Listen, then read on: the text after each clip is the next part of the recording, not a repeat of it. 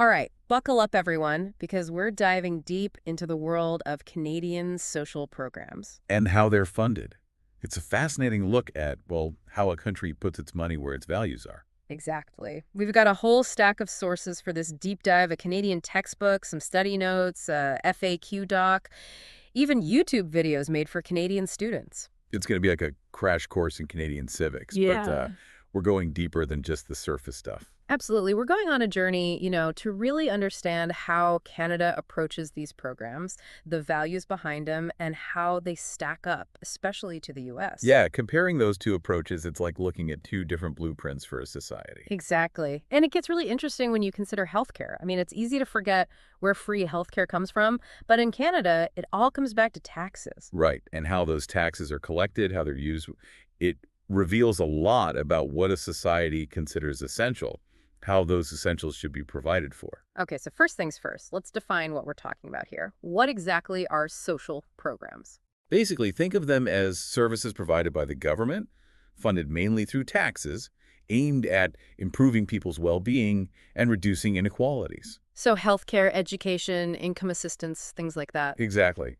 And one of the most striking differences between Canada and the U.S. is in their healthcare systems. That's something the textbook and one of the YouTube videos really highlighted. It's like in Canada, you visit the doctor and there's no bill because it's publicly funded. Whereas in the U.S., you have this system largely based on private health insurance. Individuals are often left to navigate a complex system of coverage, and it often comes at a high cost. Yeah, and the YouTube video actually illustrated this difference really well. They showed how Canadians feel that ouch moment when they pay taxes, while Americans feel it when they get the hospital bill. Yeah, a powerful way to visualize the different philosophies, right? I mean, you might be wondering, why does Canada choose that ouch at tax time? Well, many Canadians view it as an investment in, collective well-being, ensuring everyone has access to health care regardless of their income. It makes sense, but how does Canada guarantee that healthcare is truly accessible to everyone, not just in theory? Well, that's where the Canada Health Act comes into play. This federal law lays out 5 core principles that the healthcare system has to adhere to: public administration, comprehensiveness, universality, portability, and accessibility. Okay, break those down for us. Public administration means it's run by the government, not a private company, right? And comprehensiveness means it covers a wide range of services. Exactly. So that would include things like hospitals, doctors, and a variety of necessary treatments. And then universality means that it's available to everyone, regardless of income or pre-existing conditions. Portability ensures you're still covered, even if you move within Canada. And accessibility. That means that care should be available within a reasonable time and distance. Yes, although the idea of reasonable can be subjective and sometimes lead to debates, especially for those in rural or remote areas. Right. Accessibility isn't just about having a system. It's about making sure it truly works for everyone. Absolutely. And that brings us to another key difference: Canada's pension system. It guarantees a certain level of income for seniors after retirement, providing a safety net. Quite different from the U.S. system. So in the U.S., are people basically expected to rely on their own savings or family support? Seems like a lot more pressure on individuals to plan for their future. Yeah, that's a major difference. And then there are income assistance programs in Canada. These help people who are unable to meet their basic needs. In the U.S., they rely more heavily on things like NGOs and charities to fill those gaps. Speaking of funding, I know from your notes you've been looking into the impact of the underground economy on all this. What are your thoughts on that? Does it weaken the system, or is it a symptom of some bigger economic issue? Well, that's a really complex issue. On one hand, if everyone paid their taxes, there'd be more money for these social programs, right? But then some people argue that this underground economy is actually a symptom of a system that isn't working for everyone. Maybe they don't feel they're getting value for their tax dollars, or they're just struggling to make ends meet. Makes you think. Okay, so how does Canada actually pay for all these programs? It all comes back to their tax system, right? That's right. Taxes are collected at different levels: federal, provincial, and municipal. And there are different types of taxes too. You've got income tax, which is based on how much you earn. Higher earners pay a larger percentage. Then there's sales tax, which is added to the price of goods and services. Like that 5% GST we see on most things. Exactly. And it's important to remember that the Canadian income tax system is designed to be progressive. But this system also has its critics. Some argue it discourages high earners or that the tax brackets need to be adjusted to reflect the current economic situation. It's a constant balancing act for the government. And we can't forget about property taxes. They go towards funding all those municipal services, garbage collection, libraries, that kind of thing. Yes, and a chunk of those taxes also goes to education. In some provinces, property owners even get to decide if their education tax dollars go to public or separate schools, as another layer of complexity for sure. But it's not all perfectly efficient, right? We have to talk about tax evasion. Yeah, unfortunately, that's a real issue. Deliberately avoiding paying taxes. Those YouTube videos we mentioned actually do a good job showing how this plays out in everyday life. Like that story about the worker who insists on being paid in cash so he doesn't have to report his income and pay taxes. Classic example of the underground economy or black market at work. Basically, any economic activity that's hidden to avoid taxes. Right, so under the table payments, tips that aren't reported, even selling stuff without declaring the income, all adds up. And it creates this ethical dilemma. Some people say that if everyone paid their fair share, we could really improve those social programs. Others worry that cracking down too hard would unfairly target people who are already struggling. Tough issue.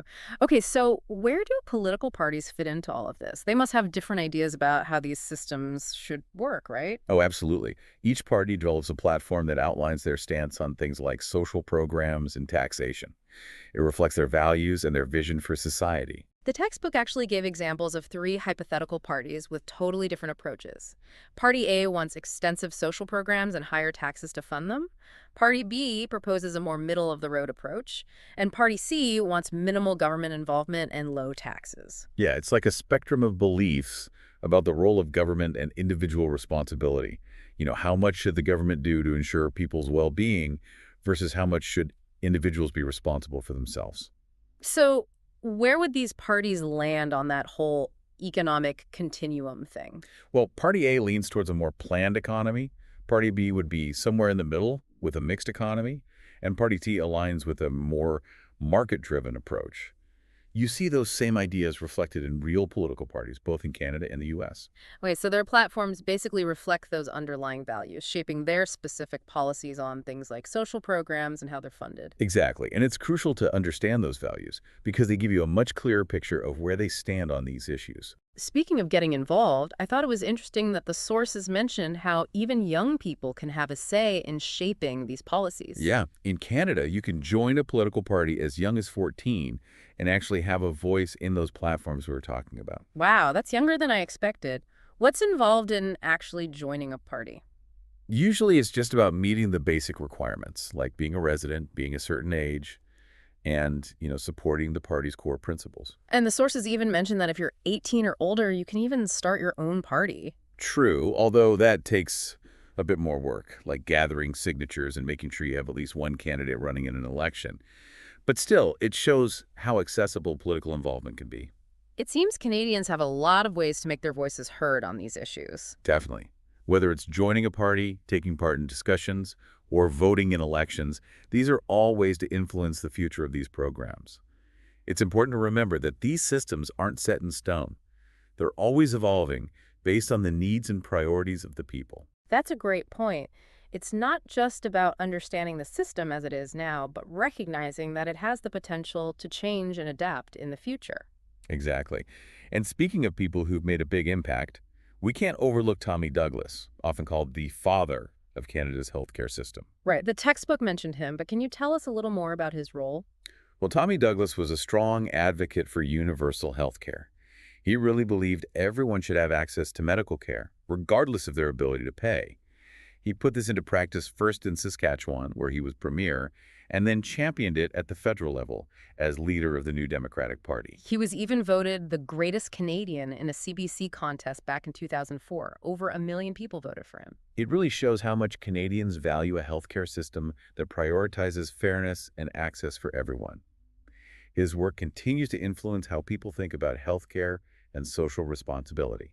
It's incredible how the actions of one person can leave such a lasting mark on an entire country's values and policies. So, where do we go from here?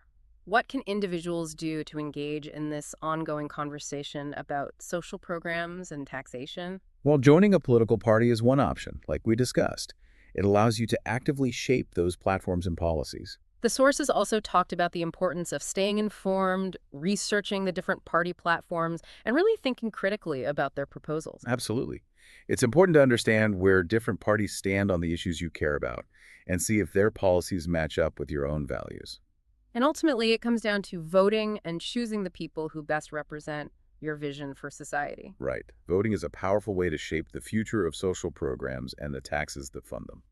The sources we have mainly focus on Canada as it is now, but it makes you wonder how things might evolve in the future, both in Canada and the US. That's a great question. The sources provide valuable historical background, but it's natural to think about how factors like globalization and all these technological advancements might impact social programs and taxes down the road. It seems like there's a growing awareness of these issues, especially among younger generations facing new challenges and realities. For sure. There's a lot of attention on issues like income inequality, climate change, and affordable healthcare these days. These are the things that will probably shape political discussions and policies for years to come. Even though these sources were made for Canadian students, I think this deep dive raises important questions for anyone interested in how societies address social responsibility. I agree. Examining the Canadian model with its emphasis on social safety nets and universal healthcare offers a great point of comparison. It makes you think about what a society prioritizes and how to ensure the well-being of everyone. This idea of a globalized world with interconnected economies, it makes you wonder, how do we ensure these social safety nets are sustainable and effective, not just in Canada, but worldwide? Now, that's a thought-provoking question. It raises all these issues about international cooperation, resource allocation, and ultimately our shared responsibility for creating a more just and equitable world. So, while we've been focusing on the Canadian context, this deep dive has really opened up a broader conversation about values, priorities, and the role of government in facing societal challenges. It's a reminder that these systems aren't static. They're constantly changing and adapting to new needs, values, and political realities. And here's where it gets really interesting. Our sources don't necessarily give us all the answers, but they equip us with the knowledge and critical thinking skills we need to participate in these important conversations. Exactly. They encourage us to be active participants in shaping the future, not just observers. It's like we've been given this toolbox full of historical context, political analysis, and a bit of economic theory. Now it's up to us to use those tools to build the kind of world we want to live in. I love that analogy. And it really highlights the goal of this deep dive, right? We're not just passively taking in information, we're actively engaging with it, questioning it, and using it to form our own informed opinions. So, to all our listeners out there, think about it. Where do you stand on this spectrum of social programs and taxation? That's the key question, isn't it? We've looked at the Canadian model with its strengths and weaknesses. We've seen how different values can lead to completely different approaches. Now it's your turn to consider what you've learned and think about your own perspective. Do you believe in a strong social safety net, even if it means paying more in taxes? Or do you prefer a system that emphasizes individual responsibility and a smaller role for government? There are no easy answers, but engaging in these discussions, even just with yourself, is so important. It's how we shape the future of our societies. And remember, even if you're not old enough to vote yet, you can still participate. Join a political party, get involved in your community, start conversations with your friends and family. Every voice matters. Absolutely. The future of social programs and taxation isn't predetermined. It's shaped by the choices we make, both individually and together. All right, folks, we've covered a lot in this first part of our exploration of Canadian social programs and taxation. Stay tuned for part two, where we're going to delve even deeper into the nuances of this fascinating topic. Don't forget to keep those critical thinking caps on and keep thinking about the ideas we've talked about. Understanding social programs and their impact on society is an ongoing journey. All right, let's jump back into our deep dive on Canadian social programs and how they're funded. Yeah, we covered a lot of ground in part one: healthcare, pensions, those ouch moments with taxes, but there's so much more to uncover. You know what really stuck with me? How different those ouch moments are in Canada versus the US. Like, it reveals a lot about each country's values, right? Totally. It's not just about the systems themselves, but the whole philosophy behind them. Exactly. And that brings us to the political scene, how different parties view these programs and the whole tax thing. Oh, that's a big piece of the puzzle for sure. Remember those hypothetical parties from the textbook? Yeah, Party A with all the social programs and higher taxes, Party B taking the middle ground, and Party C wanting minimal government and low taxes. They kind of represent that whole range of beliefs about the role of government, right? Individual responsibility versus collective well-being. It's like they each have their own point on the political compass with different values and priorities. Exactly. And you see those same ideas reflected in actual political parties, both in Canada and the US. Some lean towards a more planned economy, emphasizing social welfare. Others prefer a mix, and some are all about market-driven solutions and smaller government. And then it gets really interesting when you see how those beliefs translate into actual policies. Like in 2007, the textbook mentioned the Conservative Party. They were focused on making healthcare more efficient and cutting taxes. Right, which makes sense, because they're known for being more right-leaning. That emphasis on efficiency and lower taxes aligns with the idea of a smaller role for government. And then you had the Green Party, pushing for stronger public health care and even proposing a guaranteed income for everyone. That's a pretty bold idea. Definitely. And it aligns with their focus on social and environmental justice. Shows a strong belief in government action to tackle those big issues. Those examples really highlight how different values lead to totally different solutions, don't they? Absolutely. And we got to remember, those values aren't set in stone either. They're constantly evolving. Right, like influenced by everything, cultural changes, economic trends, global events, the whole works. It's like a dynamic dance between ideologies, policies, and what people actually need. And it's not just Canada, right? You see these debates everywhere. Yeah, totally. Like in the US, you've got the Democrats, generally more left-leaning, pushing for things like expanded health care and stronger social safety nets. And the Republicans, usually more right-leaning, Yeah. often advocating for lower taxes and less government involvement in those areas. It's a worldwide conversation, really. This idea of individual responsibility versus collective well-being, like how much should the government step in to ensure everyone has a certain standard of living? It's a tough question. Yeah. And there are so many layers to it, historical, economic, even philosophical. Okay, so we've talked about parties and platforms, but what about the people who actually shaped these systems? We keep mentioning Tommy Douglas, but I'm really curious to learn more about his journey. Why is he such a big deal in Canada? Well, Tommy Douglas is a fascinating guy, a real champion for social justice. His story is pretty inspiring, actually. He didn't come from privilege. He saw firsthand how people struggled, and he dedicated his life to making things better. Right, he wasn't just a politician, he was a minister, an activist, a real believer in the power of people coming together to create a more just society. And that fueled his passion for universal health care. He felt strongly that everyone deserved access to good medical care no matter their income or anything like that. Pretty radical idea back then, but he fought hard for it, first in Saskatchewan, then on a national level. But he faced a lot of pushback, right? It wasn't an easy road. Not at all. There were political hurdles, economic challenges, even resistance from some doctors. Yeah. But he kept going, and eventually his vision became a reality. It's incredible to think that one person's determination can have that kind of impact. His legacy shows the power of conviction, courage, and a deep commitment to doing what's right. It reminds us that we all have a part to play in shaping the world. It's not just about politicians and policies. It's about all of us being part of these conversations, challenging the status quo, and working towards a more just and caring society. It's about recognizing those connections, right, between social programs, how we pay for them, and the values that drive those decisions.